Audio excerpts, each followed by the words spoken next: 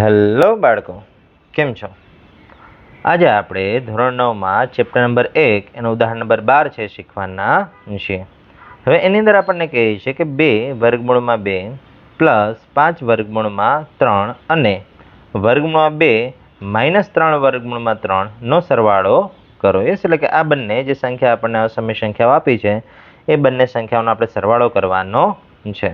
તો ચલો હવે ઉકેલ એટલે કે ગણતરી કરવાની શરૂઆત કરીએ. ચલો સરવાળો કરવાનો છે એટલે બંને વચ્ચે કઈ નિશાની આવશે? સરવાળાની નિશાની આવશે. એટલે પહેલા તો બંને સંખ્યાને કાઉન્સમાં લખી નાખીએ. 2 વર્ગમૂળમાં 2 પ્લસ 5 વર્ગમૂળમાં 3 બીજા કાઉન્સની અંદર વર્ગમૂળમાં 2 માઇનસ 3 વર્ગમૂળમાં 3. ચાલો હવે તો કે બ્રેકેટ આપણે ઓપન કરીએ. એટલે નેક્સ્ટ સ્ટેપની અંદર બ્રેકેટ ઓપન કરશું એટલે 2 વર્ગમૂળમાં 2 પ્લસ 5 વર્ગમૂળમાં 3 પ્લસ વર્ગમૂળમાં 2 અને વચ્ચે અહીંયા પ્લસ નિશાની છે એટલા માટે કોઈ જ છે નિશાનીમાં ફેરફાર નહીં થાય. એટલે વર્ગમૂળમાં 2 એમને એમ રહેશે અને માઇનસ 3 વર્ગમૂળમાં 3 જે હતા એ પણ એમને એમ રહેશે.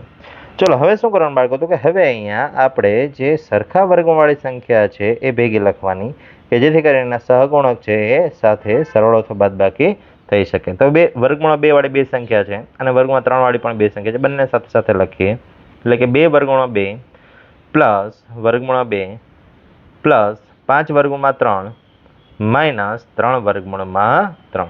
ચલો હવે અહીંયા વર્ગમૂળમાં 2 અને અહીંયા પણ વર્ગમૂળમાં 2 બંને જગ્યાએ સહગુણકોનો સરવાળો કરી દે કારણ કે બંને પ્લસ છે. એટલે 2 અને 1 એટલે ટોટલ કેટલા થશે? તો કે 3 વર્ગમૂળમાં 2. ચલો સેમ એ રીતે પ્લસ 5 વર્ગમૂળમાં 3 અને માઇનસ 3 વર્ગમૂળમાં 3 એટલે વર્ગમાં 3 તો સરખા જ રહેશે પણ જે આગળ સહગુણક છે એને અહીંયા બાદબાકી કરી શકાશે. એટલે જે 5 છે એમાંથી 3 બાદ કરી દે એટલે કેટલા વધશે? 2 અને નિશાની મોટા પદની નિશાની છે અહીંયા પ્લસ એટલા માટે શું આવશે? તો કે પ્લસ 2 વર્ગમૂળમાં 3. યસ, એટલે અહીંયા આપણું જે ઉદાહરણ છે એ પૂર્ણ થાય છે. થેન્ક યુ બાળકો. મળીએ નેક્સ્ટ વિડીયોમાં નેક્સ્ટ ઉદાહરણ સાથે.